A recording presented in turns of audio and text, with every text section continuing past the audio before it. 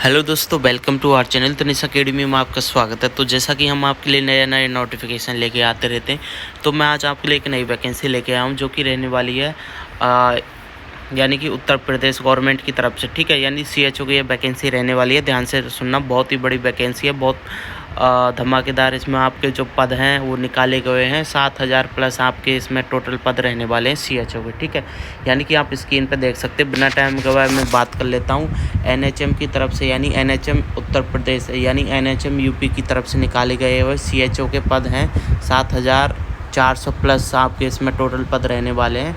Contract base पर यह भर्ती रहने वाली है। ठीक है, तो जैसा कि आप देख सकते, कम्युनिटी हेल्थ ऑफिसर की भर्ती निकाली गई है एनएचएम यूपी की तरफ से। ठीक है, तो इसमें आपका क्या क्वालिफ़िकेशन रहने वाली है, क्या इसमें जीएनएम वाले भी अप्लाई कर सकते हैं, बीएससी नर्सिंग वाले अप्लाई कर सकते हैं, मतलब कि इन दोनों में से कौन अप्लाई कर सकता है। साथ ही इसमें क्या एग्ज़ाम सिलेबस रहेगा, एग्ज़ाम पैटर्न क्या रहेगा। ठीक है, कॉन्ट्रैक्ट बेस पर यह भर्ती है, तो मतलब कब तक आपको इसमें जो परमानेंट नौकरी मिलेगी। ठीक है, जो भी है मैं आपको इस वीडियो में सब कुछ डिस्कस करेंगे। ठीक है, सबसे पहले मैं बात कर लेता हूँ। जैसा कि आपको पता हुआ, यहाँ तक आपको समझ में आ गया, यूपी की तरफ से एनएचएम यानी एनएचएम यूपी सीएचओ की भर्ती निकाली गई है। 7,400 पदों पर यह भर्ती की जाएगी। ठीक है, तो इसकी जो फॉर्म डेट है तो 28 अक्टूबर से इसके फॉर्म चालू हो चुके हैं। लास्ट डेट की बात करूँ तो 17/11 यानी 17 नवंबर इसकी लास्ट डेट रखी गई है। ठीक है, 17 नवंबर से पहले आप इसमें फॉर्म अप्लाई कर सकते हो। ठीक है, अगर आपने बीएससी नर्सिंग की है, जीएनएम की है, तो इस पर थोड़ा मैं आपके नीचे डिस्कस करूँगा क्या जीएनएम वाले भी इसमें अप्लाई कर सकते हैं या नहीं। ठीक है, यहाँ तक आपको समझ में आ गया। अगर यहाँ तक कोई भी डाउट हो तो आप मुझे कमेंट कर सकते हो। ठीक है, तो जैसा कि अभी मैंने बताया था, NHM UP seeking application for the eligible candidate 7,400 plus contractual vacancy of community health officer CHO. ठीक है, यानी कि 7,400 पदों पर सीएचओ की भर्ती कराई जा रही है यूपी की तरफ से, जिसमें टोटल पद रहने वाले हैं आपके कैटेगरी वाइज यहाँ पद दे रखें तो general, EWS, OBC, SC, ST and total पद 7,401 पद। ठीक है, तो आप जिस कैटेगरी में आते हो तो आप चेक कर लेना, उस हिसाब से आप इसमें फॉर्म भर देना। अगर कोई यूपी का इसमें अप्लाई कर रहा है उसके लिए तो कोई दिक्कत नहीं है। अगर कोई अदर स्टेट जैसे कि राजस्थान का, एमपी का इसमें अप्लाई करना चाह रहा है तो वो देख लेना, आपकी कैटेगरी के हिसाब से आप अप्लाई कर सकते हो। ठीक है, यहाँ तक आपको समझ में आ गया। इसके बाद मैं आपसे बात कर लेता हूँ, यहाँ जो फीमेल्स हैं उसके लिए अलग से पद रखे गए। पीडब्ल्यूडी कैटेगरी वालों के लिए, एक्स सर्विसमैन के लिए 370 पद रखे गए हैं। ठीक है, ऐसे आप चेक कर सकते हो यहाँ पे। ठीक है, यहाँ तक आपको समझ में आ गया। ठीक है, तो इसके बाद मैं बात कर लेता हूँ सबसे एलिजिबिलिटी क्राइटेरिया, यानी कि कौन इसमें अप्लाई कर सकता है। ठीक है, ध्यान से सुनना।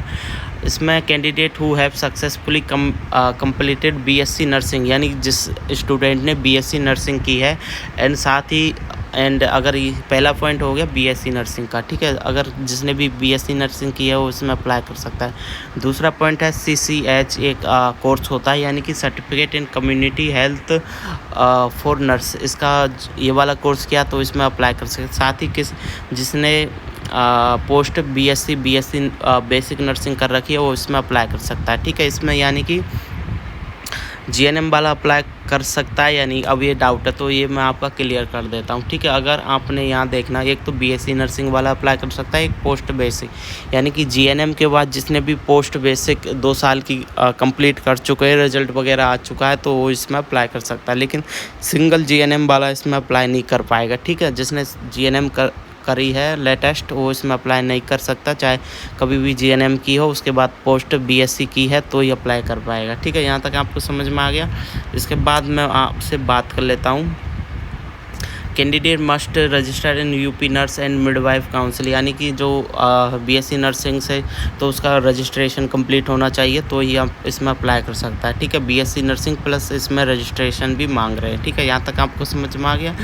इसके बाद candidate who are working in CHO S Uttar Pradesh not, यानी कि जो भी पहले से सीएचओ इसमें अप्लाई दोबारा नहीं फॉर्म भर सकता। ठीक है, यहाँ तक आपको समझ में आ गया। इसके बाद मैं आपसे बात कर लेता हूँ, एज लिमिट क्या रहेगी, तो एज लिमिट की बात कर लेता हूँ। 21 से 40 साल के बीच में हो तो आप इसमें अप्लाई कर सकते हो, ठीक है। लास्ट 40 ईयर्स तक हो तो आप इसमें अप्लाई कर सकते हो, फॉर्म भर सकते हो, ठीक है। यहाँ तक आपको समझ में आ गया।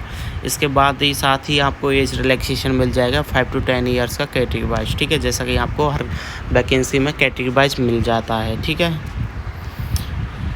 एप्लीकेशन फ़ीस की बात करूँ तो एप्लीकेशन फ़ीस कुछ भी नहीं रखी गई है, बिल्कुल निल फ़ीस रखी गई है सारी कैटेगरी के लिए। फीमेल हो चाहे कोई भी हो, एससी हो, एसटी हो, ओबीसी हो, जनरल हो, सबके लिए निल फ़ीस रखी गई है, ठीक है। कोविड एक्सपीरियंस यानी कि साथ ही मैं आपको बता देता हूँ, जिसने भी जो कोरोना टाइम चला था, कोविड चला था, उस टाइम जिसने भी मतलब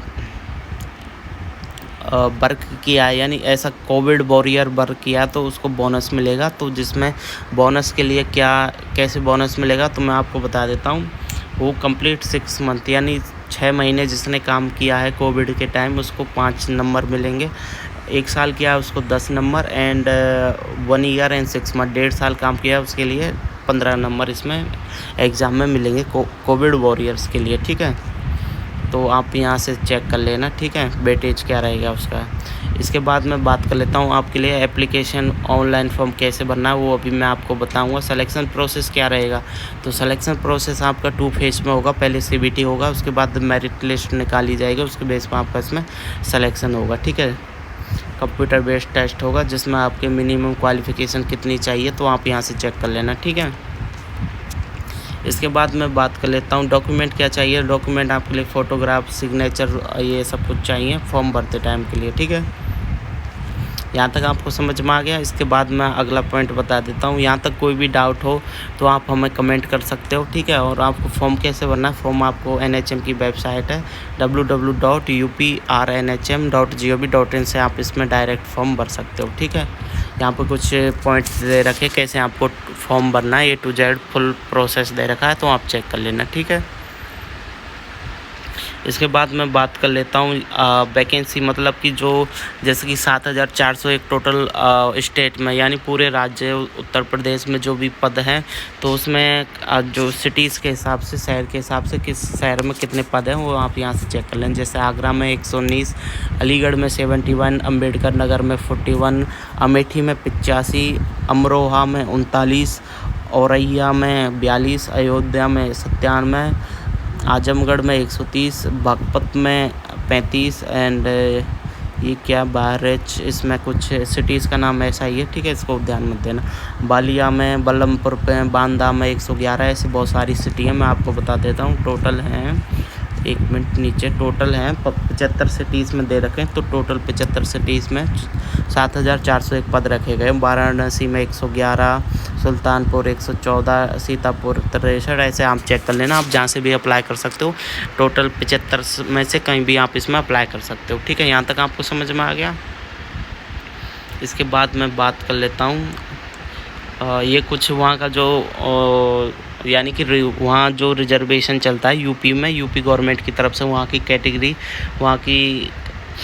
वाइज जो भी रिजर्वेशन चलता है, आरक्षण चलता है, उसके ये जाति प्रमाण पत्र वगैरह, ये अनुभव प्रमाण पत्र, जैसा कि मैंने अभी आपको बताया था कोविड के टाइम में जिसने भी ऐसा कोविड वॉरियर्स काम किया था उसके लिए अनुभव प्रमाण पत्र है। तो आपके यहाँ पर नाम, फ़ोटो वगैरह वो लगेंगे, तो आप यहाँ से डाउनलोड कर लेना, ठीक है। अनुभव प्रमाण पत्र कोविड का एंड ये रिजर्वेशन का वो था, ठीक है। मैं आपको बता देता हूँ जाति प्रमाण पत्र वगैरह, ये जैसा कि आप देख सकते हो उत्तर प्रदेश के पिछड़ी जाति के लिए जाति प्रमाण पत्र वगैरह, ठीक है। तो आप एक बार ये भी चेक कर लेना, ठीक है। तो आपको समझ में आ गया होगा यूपी की तरफ से CHO की बहुत बड़ी वैकेंसी निकाली गई है, ठीक है। तो आप 17 तारीख से पहले इसमें फॉर्म भर सकते हो, बहुत ऐसा मौका बार बार नहीं मिलेगा, ठीक है। अगर कोई भी इससे रिलेटेड कोई भी डाउट हो A to Z आप हमें कमेंट कर सकते हो। और ऐसी वीडियो देखने के लिए हमारे चैनल तनिष्क अकेडमी को सब्सक्राइब कर लेना। Thank you.